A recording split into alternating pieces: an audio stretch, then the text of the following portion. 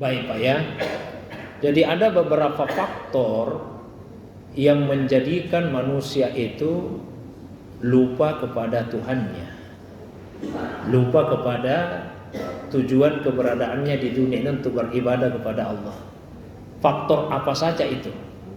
Yang pertama, faktor dari luar, yaitu godaan setan, seperti yang disebutkan tadi Pak. Setan itu begitu diusir dari surga, iblis ya, dia langsung berikrar di hadapan Allah, fa bi izzatika la'uwiyannahum ajma'in illa ibadaka minhumul mukhlasin. Maka demi kemuliaanmu ya Allah, saya akan sesatkan semua manusia kecuali hamba-hambamu yang diikhlaskan. Itu iblis tidak berkata hamba-hambamu yang ikhlas, tapi hamba-hambamu yang diikhlaskan. Ya, diikhlaskan. Dia mensucikan dirinya, maka Allah pun mensucikannya. Akhirnya dia jadi suci. Sama Pak, sufi itu artinya apa sih sebetulnya? Dia mensucikan Allah, maka Allah pun mensucikannya. Maka jadilah dia sufi, orang yang disucikan oleh Allah Subhanahu wa taala. Jadi faktor pertama tadi Pak yang membuat kita lupa sama Allah itu adalah godaannya iblis dan bala tentaranya itu syaitan.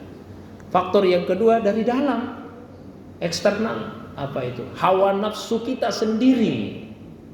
Hawa nafsu kita sendiri.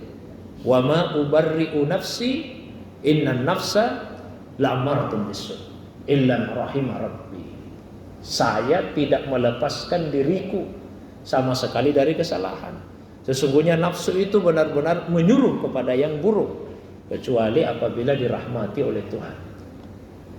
Selain itu ada juga yang menambahkan ya faktor pesona kehidupan dunia.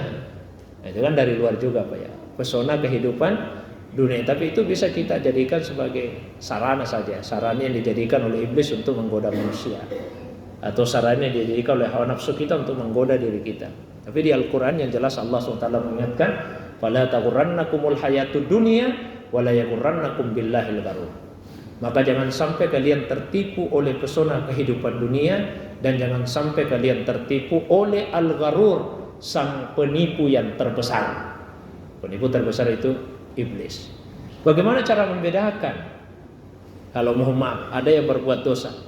Karena dosa itu ada yang disebabkan oleh godaan iblis, godaan setan, ada yang disebabkan oleh bujukan hawa nafsu kita sendiri. Cara membedakannya seperti apa? Ini dosa yang saya lakukan karena hawa nafsu saya, atau karena iblis, karena setan. Setan itu Pak sebetulnya kan tidak terlalu peduli dosa apa yang kita lakukan. Yang penting kita berbuat dosa saja. Itu setan. Yang terpenting bagi setan itu, ini manusia harus dia berbuat dosa, dosa apapun itu. Kalau dia gagal menggoda pada satu bentuk dosa, dia akan alihkan ke dosa yang lain. Kalau nafsu Pak, targetnya itu satu. Targetnya satu. Kalau dosa yang awalnya ingin dilakukan karena hawa nafsu itu tidak bisa dilakukan karena satu sebab, berhenti kita, tidak jadi berbuat dosa itu. Berarti ini yang menggoda kita nafsu. Saya mohon maaf Pak ya. Mohon maaf. Misalnya ada seseorang yang ingin berzina, nafsunya ini yang mendorong dia untuk berzina. Tapi begitu dia sudah mau melakukan, tidak jadi Pak. Katakanlah begitu dia mau keluar dari rumah, turun hujan deras sekali. Tidak bisa pergi nih. Akhirnya dia tidak jadi melakukan itu, terhenti. Berarti yang mendorong dia untuk melakukan perzinahan tadi adalah hawa nafsunya. Karena begitu terhenti sudah selesai, targetnya satu. Tapi kalau setan Pak tidak. Kalau gagal satu pasti dia alihkan ke yang lain. Tadi waktu Bapak Ibu mau ke masjid ini, setan itu menggoda Pak. Apa yang dikatakan? Tidak usah ke masjid. Digoda kita Pak. Tidak usah ke masjid. Tapi bisa kita kalahkan setan. Oh tidak, saya harus ke masjid.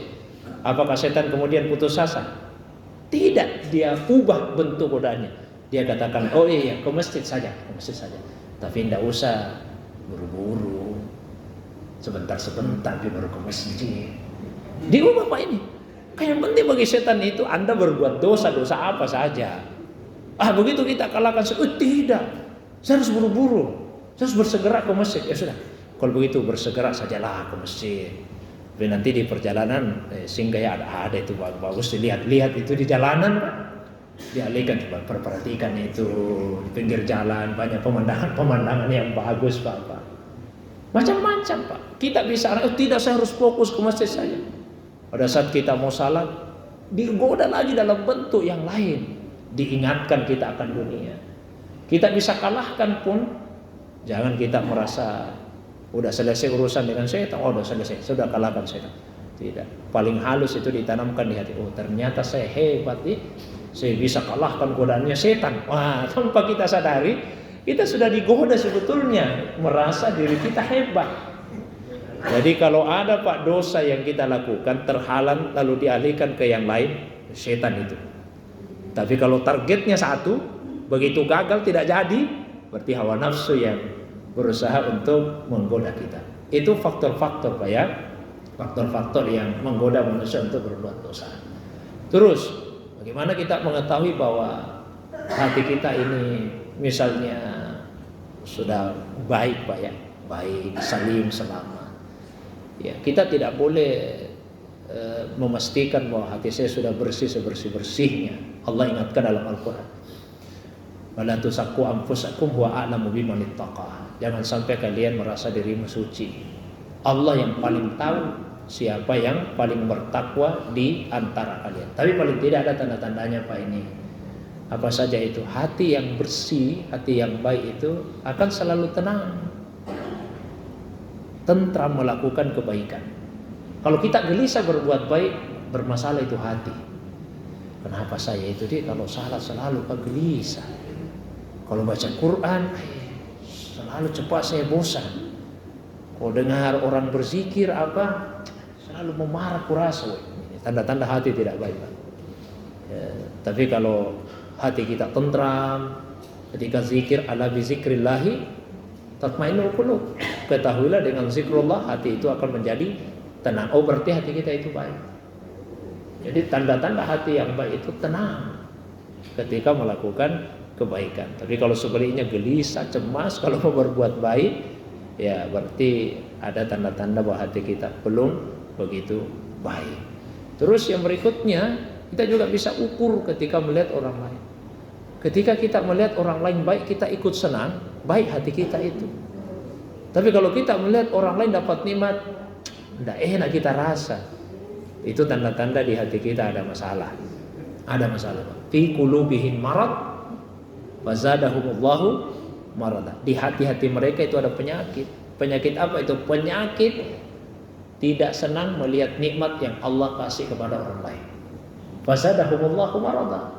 Maka Allah tambahkan penyakit kepada mereka. Itu diantara cirinya. Wallahu a'lam bishawab.